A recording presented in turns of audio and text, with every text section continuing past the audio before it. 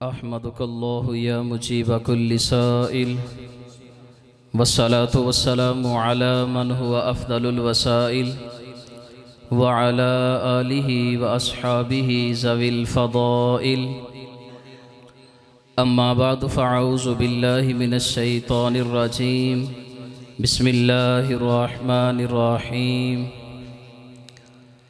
وَأَمَّا بِنِعْمَةِ رَبِّكَ فَحَدِّثْ آمنت باللہ صدق اللہ العظیم وصدق رسولہ النبی الکریم الرؤوف الرحیم قال اللہ تبارک وتعالی فی شان حبیبہ مخبرا وآمرا ان اللہ وملائکتہ یصلون علی النبی یا ایہا الذین آمنوا صلوا علیہ وسلموا تسلیما۔ تمامی حضرات حضور کی بارگاہ میں درود و سلام کا نذرانہ پیش کریں۔ الصلاۃ والسلام علیک یا سیدی یا رسول اللہ وعلی آلک واصحابک یا سیدی یا حبیب اللہ۔ اللہ تبارک و تعالی جل جلالہ وعم نوالہ وعظم شانہ واتم برہانہ ولا الہ غیرہ کی حمد و ثنا حضور اکرم نور مجسم شفیع محشر مالک کوثر محبوب دلبر احمد مجتبی جناب محمد مصطفیٰ صلی اللہ تعالی علیہ وبارک وسلم کی بارگاہ میں ہدیہ درود و سلام پیش کرنے کے بعد حضرات ذی وقار آپ حضرات کے سامنے جو چند لمحے گفتگو کروں گا وہ ہے یادگاری امت، یعنی حضور اپنی امت سے کتنا پیار کرتے تھے، حضور آپ سے اور مجھ سے کتنی محبت فرماتے تھے۔ حضرات ذی وقار اللہ رب العزت نے انسانوں کی رہنمائی کے لیے کم و بیش 1,24,000 نبی دنیا پہ مبعوث فرمائے۔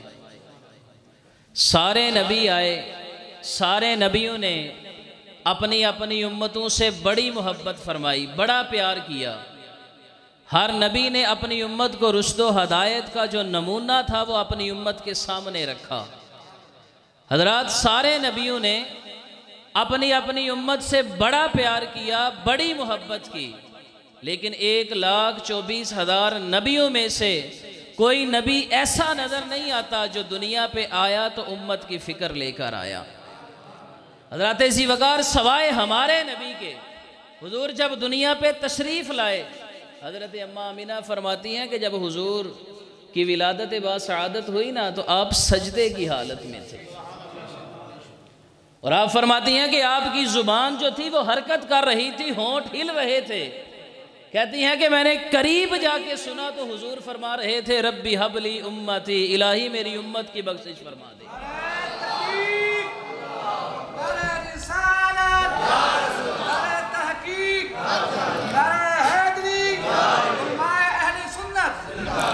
اور حضرت عبد المطلب رضی اللہ تعالیٰ عنہ حضور کے دادا جان، آپ فرماتے ہیں کہ جب حضور کی ولادت باسعادت ہوتی ہے تو میں مکہ المکرمہ کے اندر موجود تھا۔ آپ کے دادا فرماتے ہیں کہ میں مکہ کے اندر موجود ہوں، دیکھتا کیا ہوں؟ آپ فرماتے ہیں کہ جیسے ہی حضور کی ولادت ہوتی ہے، جو خانہ کعبہ ہے، مکہ معظمہ ہے، وہ حضور کے گھر کی طرف جھکتا چلا جاتا ہے۔ جس کے سجدے کو محراب کعبہ جھکی، اس کی بوؤں کی لاحق پہ لاکھوں سلام۔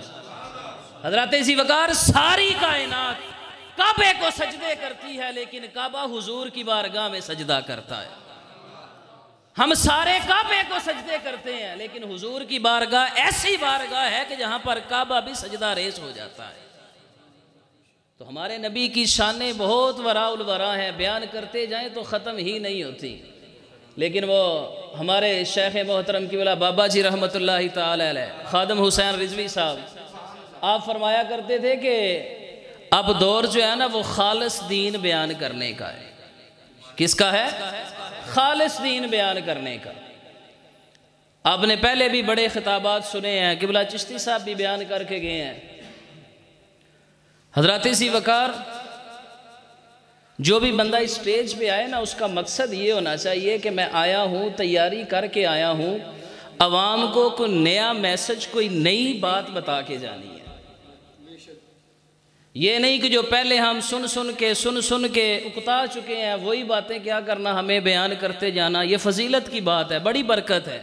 حضور کا ذکر ہے، اللہ کا ذکر ہے، قرآن کا ذکر ہے، بڑی شان ہے اس بات میں اندر۔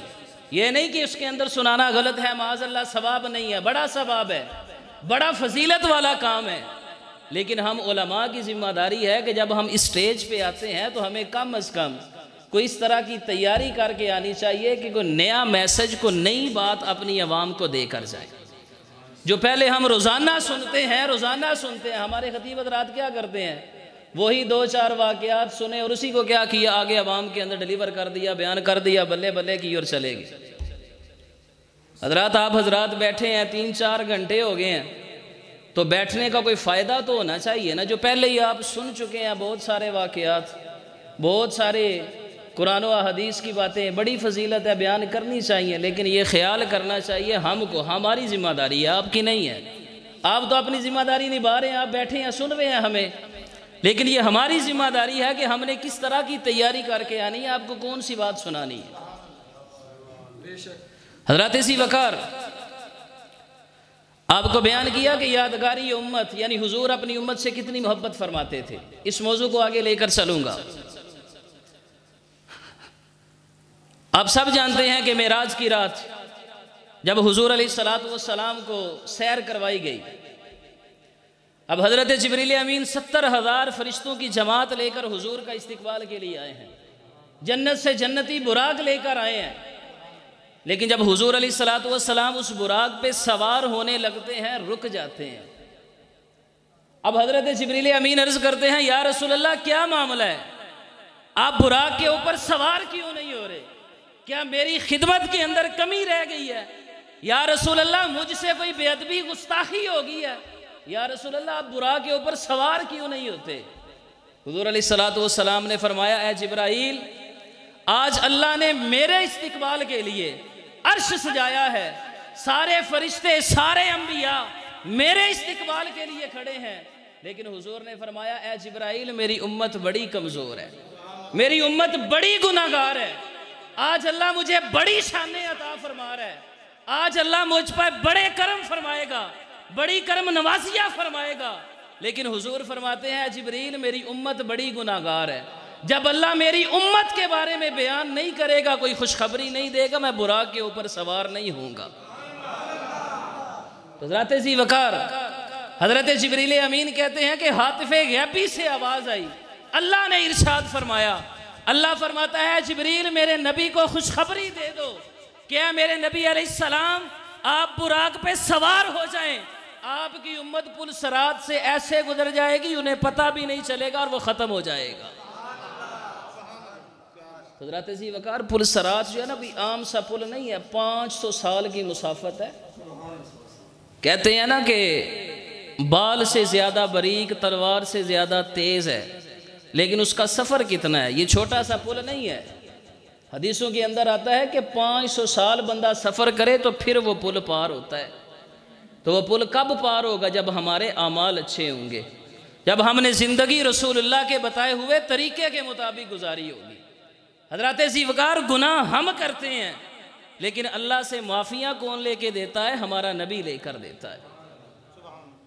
تفسیر خازن کے اندر یہ روایت موجود ہے، اللہ تعالیٰ نے قرآن کریم کے اندر آیت نازل فرمائی، وَإِن مِّنكُمْ إِلَّا وَارِدُهَا، اللہ فرماتا ہے کہ یا رسول اللہ، آپ کی امت کا ہر بندہ جو ہے نا وہ پل صراط سے گزرے گا۔ حضرت ابو ہریرہ فرماتے ہیں کہ جب حضور علیہ السلام نے یہ آیت سنی، آپ تک یہ پیغام پہنچا اللہ کا، تو آپ فرماتے ہیں کہ حضور اتنے پریشان ہوئے کہ حضور مدینہ طیبہ چھوڑ کر پہاڑوں کی طرف چلے جاتے ہیں۔ اب حضرت ابو ہریرہ فرماتے ہیں کہ جب حضور مدینے سے نکلتے ہیں، کسی کو نہیں بتاتے میں کہاں جا رہا ہوں، تو کہتے ہیں کہ 3 دن بیت جاتے ہیں، حضور واپس نہیں آتے۔ کہتے ہیں کہ جب حضور مدینہ سے نکلتے ہیں، مدینے کے اندر کوہرام مچ جاتا ہے، سارے صحابہ ایسے ہو جاتے ہیں جیسے دیوانے ہو چکے ہیں، ہر بندے سے پوچھتے ہیں کیا تو نے حضور کو دیکھا ہے، کیا تو نے میرے نبی کو دیکھا ہے، کیا تو نے میری آنکھوں کی ٹھنڈک کو دیکھا ہے؟ حضرت ابو ہریرہ فرماتے ہیں کہ میں خود دیوانہ، جیسے بندہ پاگل ہوتا ہے میں ویسے ہو جاتا ہوں، ہر بندے سے پوچھتا ہوں لیکن کوئی حضور کا پتہ نہیں بتاتا۔ حضرت ابو ہریرہ فرماتے ہیں کہ تیسرے دن جا کر ایک چرواہا، اس سے میں نے پوچھا کیا تو نے حضور کو دیکھا ہے؟ تو اس نے کہا کہ ہاں کل میں نے حضور کو ادھر پہاڑوں کی طرف جاتے دیکھا تھا۔ اب حضرت ابو ہریرہ فرماتے ہیں کہ میں حضور کے پیچھے چل دیتا ہوں پہاڑوں کی طرف، کہتے ہیں وہاں پہ میں پوچھتا ہوں تو ایک اور چرواہا تھا، اس سے میں نے پوچھا کہ کیا تو نے یہاں پر کسی بندے کو دیکھا ہے؟ اس نے کہا کہ نہیں میں نے تو کسی آدمی کو نہیں دیکھا، لیکن اس نے کہا کہ ہاں وہاں پر ایک قریب ہی غار ہے، اس کے اندر ایک بندہ 3 دن سے مسلسل روئے جا رہا ہے، 3 دن ہو چکے ہیں وہ رو رہا ہے اور اس کی رونے کی سسکیاں سن کر میری جو بکریاں ہیں انہوں نے چرنا چھوڑ دیا ہے، ان کو کھانا پینا بھول چکا ہے۔ وہ کہتا ہے کہ میں نے ایک دن کوشش کی کہ اس غار کے اندر جاتا ہوں، جا کر دیکھتا ہوں کون ہے جو اتنا درد سے رو رہا ہے۔ تو کہتے ہیں جب میں غار کے قریب پہنچا تو میں ڈر گیا، گھبرا گیا، میرے اندر ہمت نہ ہوئی کہ میں اس غار کے اندر داخل ہو چکوں۔ حضرت ابو ہریرہ فرماتے ہیں کہ جب میں اس غار کے اندر داخل ہوتا ہوں تو کیا دیکھتا ہوں کہ حضور سر سجدے میں رکھا ہے، اللہ کی بارگاہ میں دعا کر رہے ہیں، ربی حبلی امتی، الہی میری امت بڑی کمزور ہے، بڑی گناہگار ہے، الہی میری امت کی بخشش فرما دے، الہی میری امت کی بخشش فرما دے۔ حضرت ابو ہریرہ فرماتے ہیں کیا کیا؟ سارے صحابہ کو بلایا، کہتے ہیں کہ میں نے عرض کی یا رسول اللہ سر سجدے سے اٹھائیں، لیکن حضور نے سر نہیں اٹھایا۔ کہتے ہیں سارے صحابہ کو بلایا، صحابہ آئے، انہوں نے آ کر حضور کا سر سجدے سے اٹھانے کی کوشش کی، کہا لیکن رسول اللہ نے سر سجدے سے نہ اٹھایا۔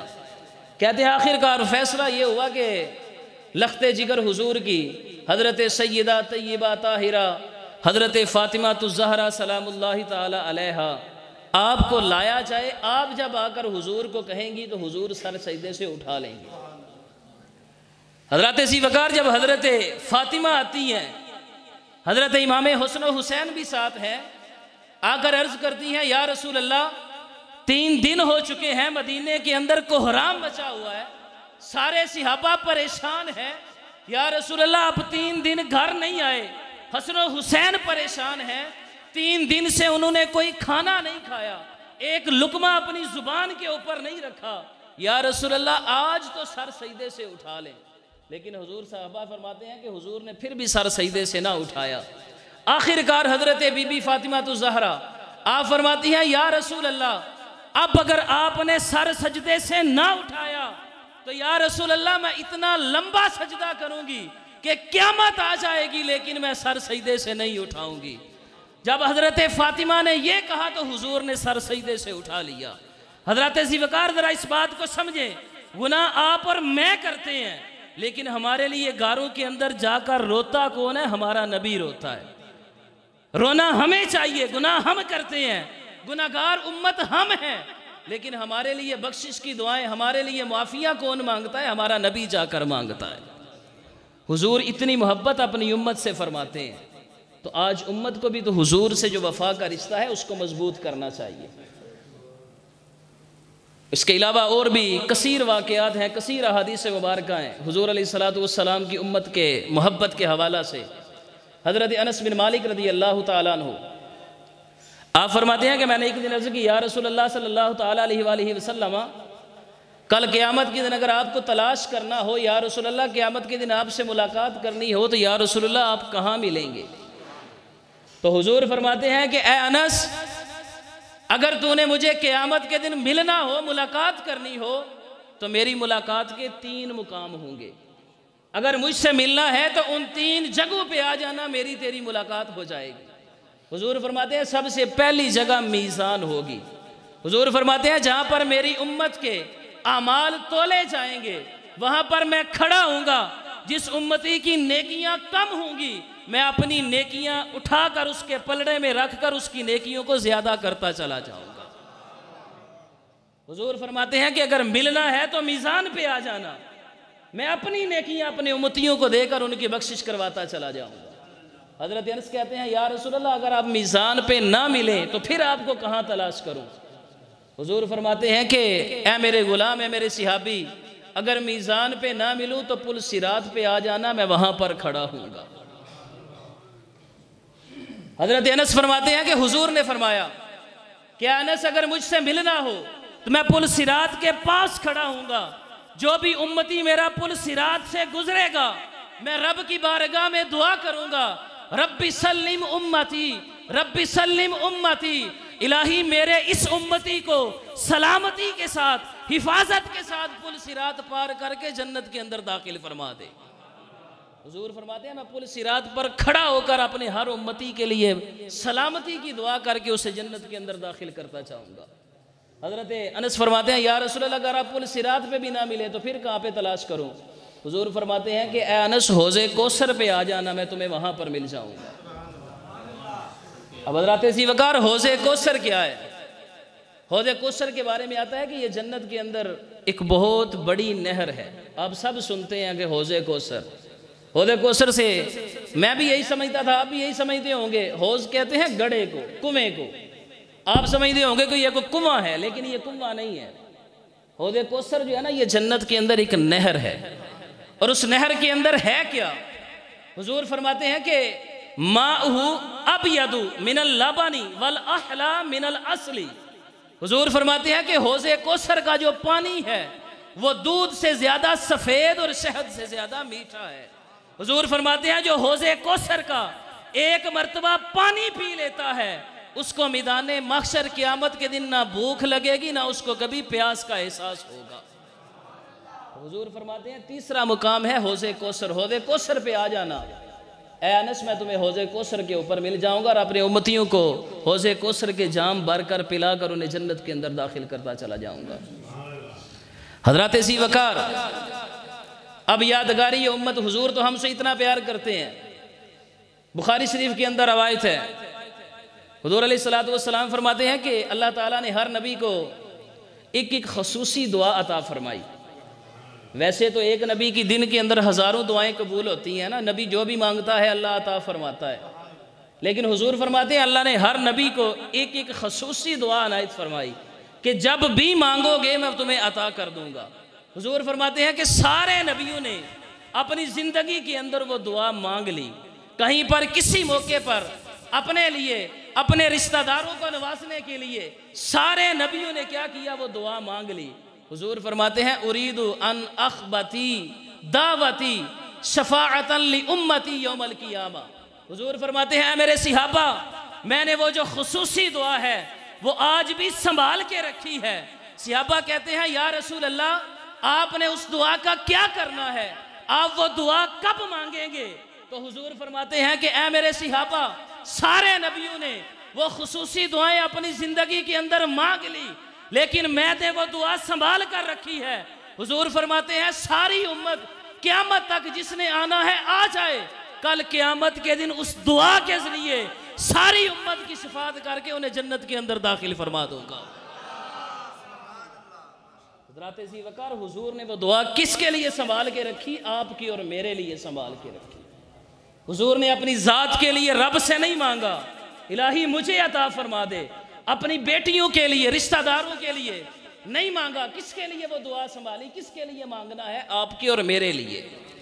تو جب حضور اپنی امت سے اتنا پیار کرتے ہیں تو ہمارا بھی تو کچھ حق بنتا ہے نا کہ ہم بھی بدلے میں کچھ تو وفا کا حق ادا کریں، اور حضور سے وفا کا رشتہ جو صحابہ نے نبھایا ہے اس طرح تو نبھانا ہمارے بس کی بات ہی نہیں ہے۔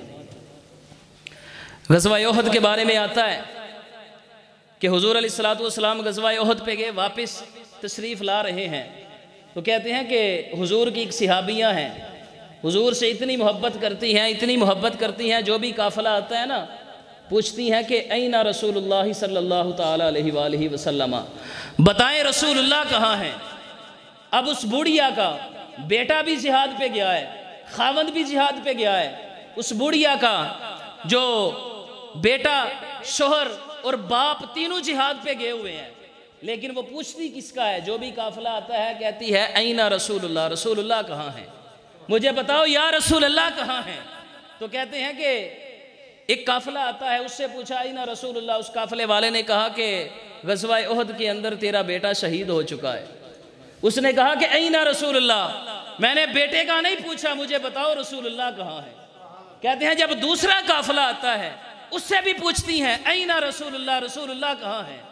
قافلہ والے کہتے ہیں کہ آج میدان احد کے اندر تیرے باپ کو شہید کر دیا گیا۔ وہ کہتی ہے باپ کا نہ بتاؤ، میں پوچھ رہی ہوں اینا رسول اللہ، رسول اللہ کہاں ہے۔ تیسرا گروہ آتا ہے، اس سے بھی پوچھتی ہیں اینا رسول اللہ، رسول اللہ کہاں ہے۔ تیسرا گروہ کہتا ہے کہ آج میدان جہاد کے اندر تیرے خامد کو شہید کر دیا گیا۔ وہ کہتی ہیں کہ میں خامد کا نہیں پوچھ رہی، افترونہ حتی انظر الیہ، کہتی ہے کہ مجھے چین، مجھے قرار تب آئے گا جب میں رسول اللہ کو اپنی آنکھوں سے دیکھ لوں گی۔ کہا کہ مجھے بیٹے کا نہ بتاؤ، بیٹا شہید ہو گیا کوئی مسئلہ نہیں، باپ شہید ہو گیا کوئی مسئلہ نہیں، خامد شہید ہو چکا ہے کوئی مسئلہ نہیں۔ اس نے کہا کہ کل مصیبت بعدک جلال، یا رسول اللہ آپ کی زیارت ہو جائے، یا رسول اللہ میں آپ کو صحیح سلامت دیکھ لوں، یا رسول اللہ مجھے سارے غم بھول جائیں گے۔ کہا اینا رسول اللہ، میرے رسول اللہ کہاں ہے۔ کہا مجھے بیٹے کا نہ بتاؤ، باپ کا نہ بتاؤ، میرے خامد کا نہ بتاؤ، میں رسول اللہ کی زیارت کرنا چاہتی ہوں۔ حضرات ذی وقار صحابہ نے تو اس قدر حضور سے محبت فرمائی، باپ بیٹا خامد شہید ہو چکا ہے لیکن فکر کس کی ہے؟ رسول اللہ کی ہے۔ کہا کہ یہ ساری پریشانیاں ایک طرف، حضور کی زیارت ایک طرف، جب حضور کو صحیح سلامت دیکھ لوں گی تو پھر کیا ہے، مجھے کسی چیز کی ضرورت نہیں ہے۔ حضرات ذی وقار آخر میں صرف آپ کو سبق دینا چاہتا ہوں جو آپ کی اور میرے لیے انتہائی ضروری ہے۔ جب حضور نے اپنی امت کے لیے، آپ کی اور میرے لیے اتنی قربانیاں دیں، اتنی دعائیں کیں، حضور علیہ السلام شب و روز کے اندر دن کے لیے امت کو یاد کیا، رات کو امت کو یاد کیا، مدینہ طیبہ کے اندر امت کو یاد کیا، مکہ مکرمہ میں امت کو یاد کیا، غزوہ احد، بدر و حنین جہاں پر بھی گئے امت کو یاد کیا۔ حضور علیہ السلام نے شب معراج، شب قدر، شب بارات، ان ساری مقدس راتوں پہ امت کو نہیں بولے، امت کو یاد رکھا۔ یہاں تک کہ جب حضور علیہ السلام اپنے مزار پر انوار کے اندر چلے گئے، وہاں پر بھی امت کو نہیں بھولے، وہاں پر بھی امت کو یاد رکھا۔ تو حضرات ذی وقار ایک حدیث مبارکہ کے اندر آتا ہے، حضور فرماتے ہیں کہ مجھے کل قیامت کے دن اس وقت تک چین نہیں آئے گا جب تک ساری امت کی بخشش کروا کے جنت کے اندر داخل نہ کر دوں گا۔ حضور علیہ السلام فرماتے ہیں کہ کل قیامت کے دن اللہ تعالیٰ سارے نبیوں کو سونے کے بنے ہوئے ممبر بٹھائے گا۔ حضور فرماتے ہیں کہ سارے نبیوں کے لیے اللہ سونے کے ممبر بنائے گا اور اس کے اوپر انبیاء کرام تشریف فرما ہوں گے۔ کہتے ہیں کہ سارے نبی بیٹھ جائیں گے، لیکن حضور فرماتے ہیں کہ میں ممبر پہ نہیں بیٹھوں گا، کھڑا رہوں گا۔ تو فرشتے عرض کریں گے یا رسول اللہ آپ ممبر کے کیوں نہیں بیٹھتے؟ حضور فرماتے ہیں کہ میں ممبر پہ اس لیے نہیں بیٹھ رہا، کہیں اللہ رب العزت مجھے جنت کے اندر داخل فرما دے اور پیچھے میری امت بے یار و مددگار نہ رہ جائے، کہیں میری امت پیچھے اکیلی نہ رہ جائے، کہیں میری امت پیچھے تنہا نہ رہ جائے۔ میں ساری امت کی بخشش کروا کے بعد کے اندر میں جنت کے اندر داخل ہوں۔ حضرات ذی وقار حضور نے سارا پروٹوکول، ساری وہ اللہ نے جو شانیں دی تھی ساری قربان کر دی، کس کے لیے؟ آپ کی اور میرے لیے۔ اور آپ کا اور میرا ایک حق بنتا ہے حضور سے محبت کا۔ وہ کہتے ہیں نا، بہت سارے صحابہ کرام نے اپنی جانوں کے نذرانے پیش کیے حضور علیہ السلام کی عزت و ناموس پر۔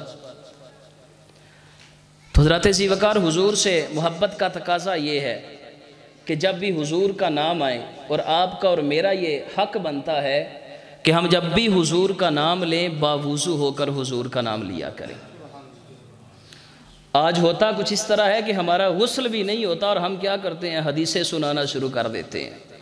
حضور کا نام ہم بے وضو بے غسلی کی حالت میں لیتے ہیں۔ حضرات ذی وقار اسی لیے آج ہم دن بدن پیچھے جا رہے ہیں، ہمارے اندر سے جو ادب ہے نا اس کو کھینچ کے نکالا جا رہا ہے، ہمارے اندر سے ادب کو دن بدن ختم کیا جا رہا ہے۔ وہ سلطان محمود غزنوی تھا نا، اس کا ایک وزیر تھا ایاز، اس کا بیٹا تھا عطا محمد۔ بادشاہ جب بھی اس کو بلاتا تھا عطا محمد کہہ کر بلاتا تھا۔ ایک دن بادشاہ نے اسے آواز دی، کہا کہ اے ایاز کے بیٹے ادھر آؤ۔ اب ایاز جو تھا وہ ولی صفت انسان تھا، بادشاہ کا وزیر تھا لیکن حقیقت میں وہ اللہ کا ولی تھا۔ اب ایاز نے جب سنا کہ آج بادشاہ سلامت نے میرے بیٹے کو بلایا، اس کا نام نہیں لیا، کہا ہے کہ اے ایاز کے بیٹے میرے پاس آ جا، تو حضرت ایاز کہتے ہیں کہ میں سمجھا کہ آج بادشاہ میرے بیٹے سے ناراض ہے، شاید اس سے کوئی غلطی ہوگی ہے، شاید اس سے کوئی بے ادبی ہوگی ہے، گستاخی کر چکا ہے، بادشاہ بڑے غصے میں ہے، اس لیے آج اس نے میرے بیٹے کا نام نہیں لیا۔ تو ایاز بادشاہ کی بارگاہ میں آتا ہے تو پریشان ہوتا ہے۔ سلطان محمود غزنوی پوچھتا ہے کہ ایاز پریشان کیوں ہے؟ تیرے چہرے کے اوپر پریشانی واضح نظر آ رہی ہے، کیا وجہ ہے؟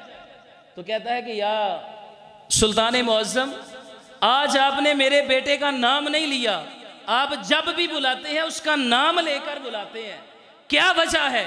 آج آپ نے کہا ایاز کے بیٹے ادھر آ، آج آپ نے اس کا نام عطا محمد نہیں لیا، اس کی وجہ کیا ہے؟ اس سے کوئی گستاخی بے ادبی ہو چکی ہے؟ تو حضرت سلطان معظم نے کیا کہا؟ کہا کہ مرا شرم آمد کہ لفظ من بر زبان گزرد وقتے کے بے وضو باشم۔ اس نے کہا کہ مجھے شرم آتی ہے کہ حضور کا نام میری زبان پر آئے اور میں بے وضو ہو کر حضور کا نام لیتا چلا جاؤں۔ اس نے کہا آج میرا وضو نہیں تھا، اس لیے میں نے تیرے بیٹے کا نام عطا محمد نہیں بلکہ ایاز کا بیٹا کہہ کر پکارا ہے۔ حضرات ذی وقار اس وقت کے جو بادشاہ تھے وہ اتنا حضور کے نام کا ادب کیا کرتے تھے۔ عوام تو پھر عوام ہے نا، تو جب بادشاہوں کے اندر، علماء کے اندر اس قدر ادب ہوگا تو وہی کیا ہوگا عوام کے اندر ہمیں نظر آئے گا۔ اس کے علاوہ حضور کے ایک بڑے پیارے صحابی ہیں حضرت اصلا بن شریک، ادب کے حوالہ سے، حضور کے نام کی تعظیم کے حوالہ سے آپ فرماتے ہیں کہ حضرت بلال حضور کے خادم تھے، ساری نوکریاں حضرت بلال کرتے تھے۔ حضرت اصلا فرماتے ہیں کہ میں نے ایک دن حضرت بلال سے کہا کہ بلال ساری ڈیوٹیاں حضور کی تم دیتے ہو، سارا ثواب تم لے جاتے ہو، ایسے کرو کہ مجھے بھی کوئی ایک نوکری حضور کی دے دو، میں حضور کی خدمت کرنا چاہتا ہوں۔ تو حضرت بلال نے کہا کہ آج کے بعد حضور کی جو سواری ہے نا وہ تم تیار کر دینا، حضور جب بھی سفر پہ جائیں تو انہیں سواری کو تیار کر کے حضور کے سامنے لے آنا۔ حضرت اصلا بن شریک کہتے ہیں کہ میں روزانہ حضور کو رات کو ہی پوچھ لیتا یا رسول اللہ صبح کہیں جانا ہے؟ تو رسول اللہ فرما دیتے کہ ہاں صبح فجر کے وقت نکلنا ہے، فلاں علاقے پہ جانا ہے یا لیٹ جانا ہے۔ تو کہتے ہیں ایک دن میں نے رات کو حضور کو پوچھا، حضور نے فرمایا اصلا صبح جلدی نکلنا ہے، سواری کو جلدی تیار کر دینا۔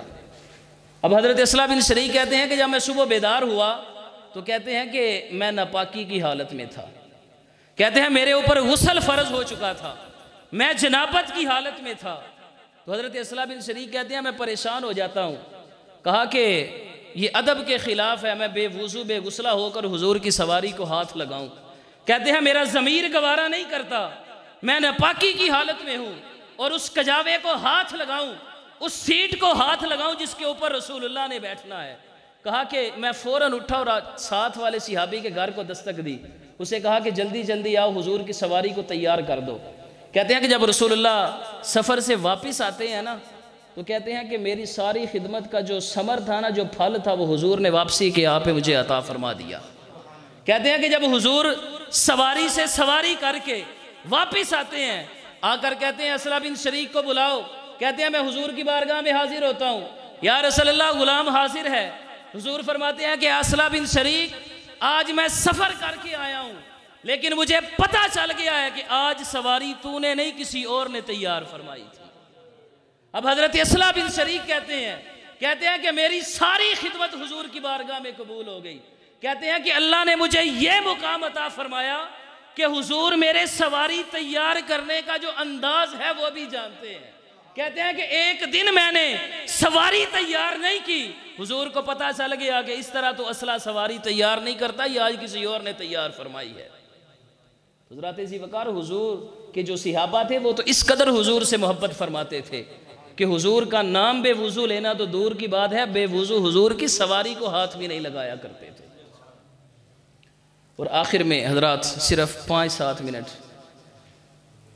جو ہم میں سے نوجوان ہیں وہ تو جانتے ہیں کہ اس وقت پوری امت مسلمہ کے اوپر بہت بڑی آزمائش کا وقت ہے کہ مسجد اقصیٰ، بیت المقدس جس کو کہا جاتا ہے، جو اس وقت اسرائیل کے قبضے میں ہے، اور اس وقت ہمارے فلسطینی مجاہدین بھائی جو ہیں وہ وہاں پر مسجد اقصیٰ کو آزاد کروانے کے لیے جنگ لڑ رہے ہیں۔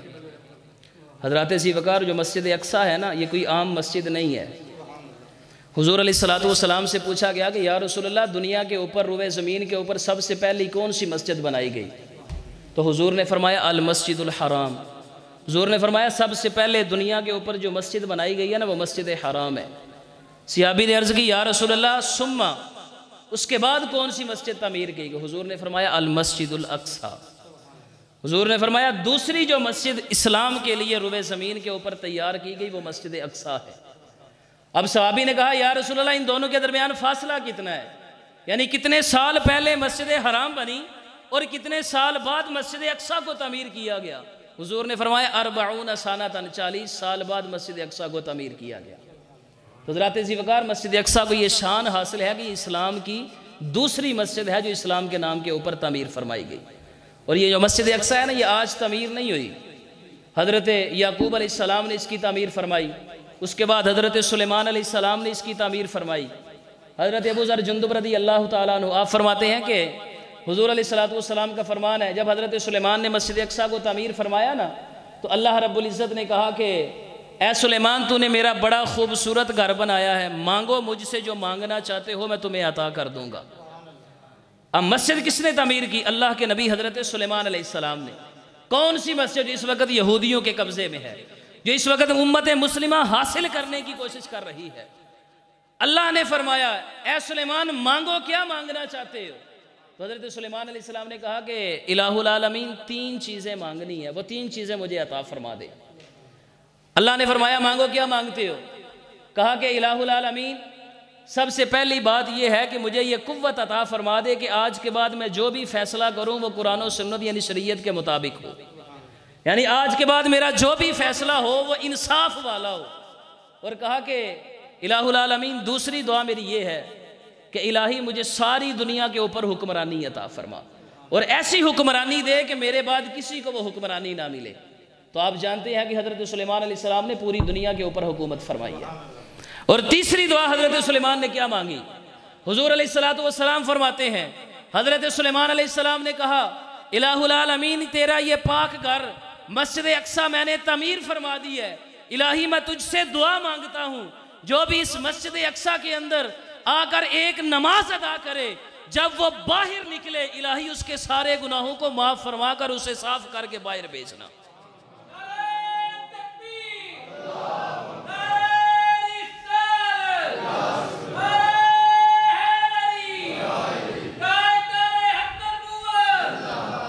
تو حضرات ذی وقار، یہ کوئی مسجد اقصیٰ کوئی عام نہیں، اس کی فضیلت آپ نے سن لی کہ جو وہاں پر نماز ادا کرتا ہے اللہ اس کے سارے گناہ معاف فرما دیتا ہے۔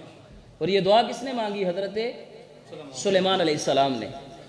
اور بھی مسجد اقصیٰ کی بڑی شانیں ہیں، اس کے اوپر یہودیوں نے بار بار قبضے کیے ہیں، صرف ایک دفعہ قبضہ نہیں ہوا۔ حضرت عمر فاروق رضی اللہ تعالیٰ عنہ کے دور کے اندر مسجد اقصیٰ کے اوپر قبضہ تھا یہودیوں کا۔ حضرت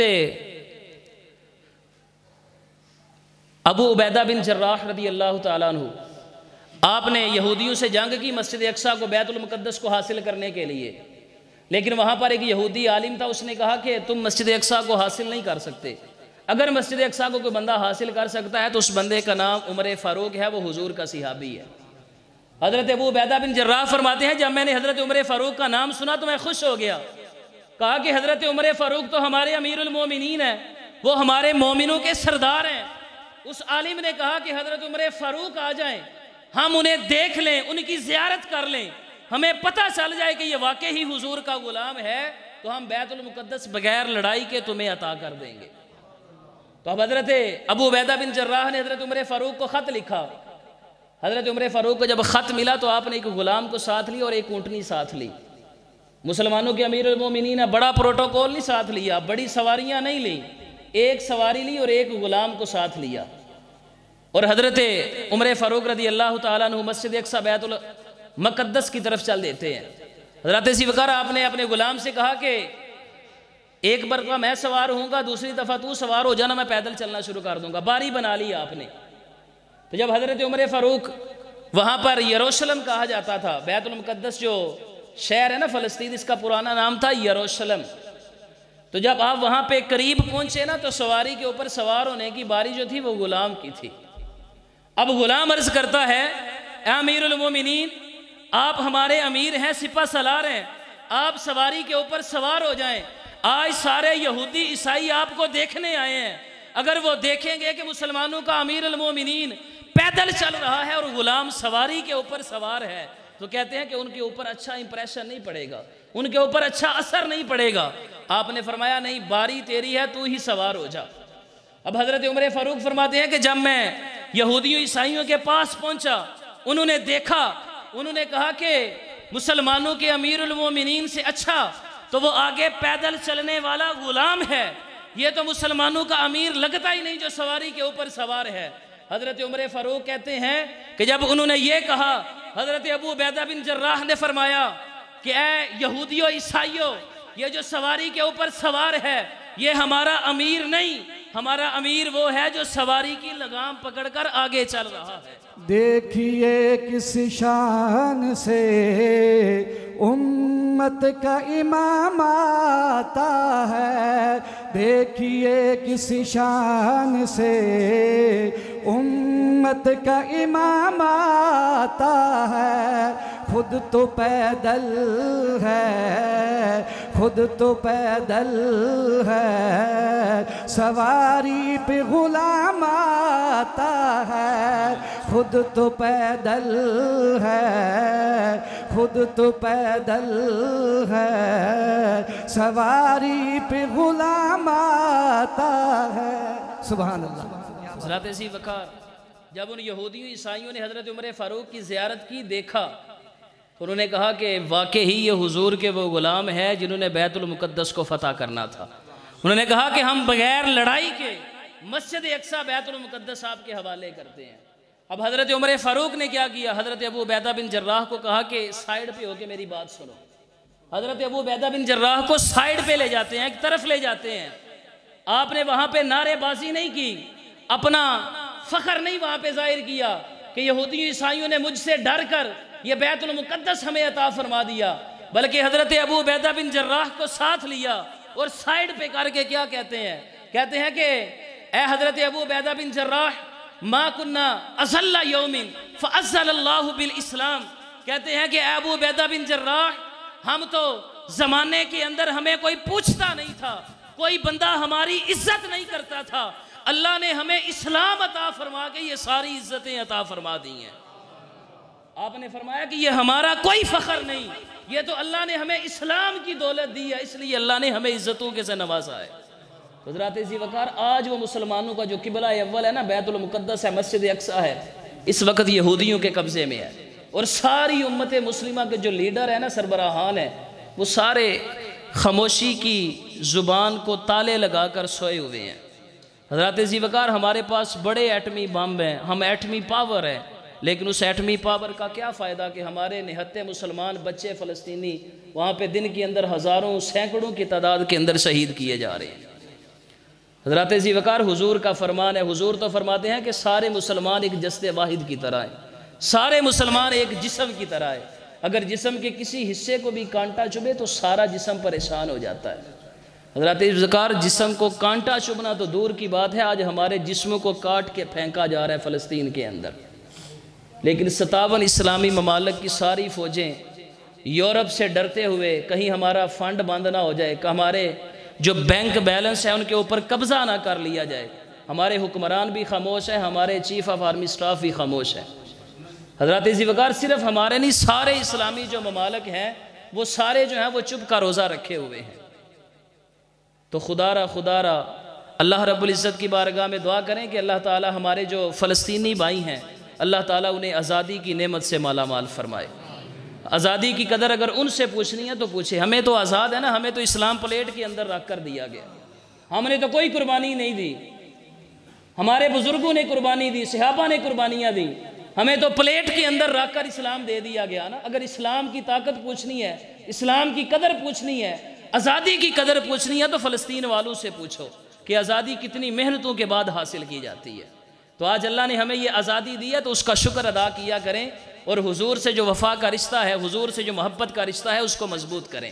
اور حضور سے محبت کا رشتہ مضبوط کرنے کا ایک ہی طریقہ ہے، خزاں کی رت میں گلاب لہجہ بنا کے رکھنا کمال یہ ہے، خزاں کی رت میں گلاب لہجہ بنا کے رکھنا کمال یہ ہے، ہوا کی زد میں دیا جلانا جلا کے رکھنا کمال یہ ہے، ہوا کی زد میں دیا جلانا جلا کے رکھنا کمال یہ ہے۔ آپ فرماتے ہیں، آگے شاعر کہتا ہے کہ پسند اپنی مزاج اپنا کمال کیا ہے۔ اگر ہم نے اپنی مرضی کرنی ہے، اپنی پسند کو دیکھنا ہے، تو شاعر کہتا ہے یہ کوئی کمال نہیں۔ وہ کہتا ہے پسند اپنی مزاج اپنا کمال کیا ہے، حال اپنا جو یار چاہے بنا کے رکھنا کمال یہ ہے۔ حضرات ذی وقار، جو یار ہم سے تقاضا کرتا ہے، جو حضور ہم سے چاہتے ہیں، اگر ہم ایسی حالت بنائیں گے تو یہ حضور سے وفا کا تقاضا ہے۔ اللہ رب العزت کی بارگاہ میں دعا ہے کہ خالق کائنات جل جلالہ میری اس ٹوٹی پھوٹی حاضری کو اپنی بارگاہ میں قبول فرمائے، اور الہ العالمین ہم سب کو اپنا اپنا حق ادا کرنے کی توفیق عطا فرمائے، اور اللہ رب العزت تمام امت مسلمہ کے جو اس وقت سربراہان ہیں، اللہ رب العزت ان کو اپنی بیداری کا ثبوت دینے کی توفیق عطا فرمائے، اور اللہ تعالیٰ مجاہدین فلسطین کو فتح مبین عطا فرمائے۔ وما علینا الا البلاغ المبین۔